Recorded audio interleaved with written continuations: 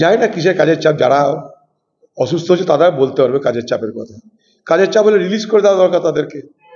পশ্চিমবঙ্গ সরকারের হাতে তো এসআইআর এর সমস্ত মালিকানা, কর্মচারী তাদের, বিএলও তাদের।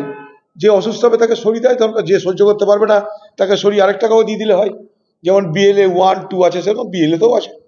কেউ যদি অসুস্থ হয় তাকে তার বলবে না যে বিএলএ হতে হবে।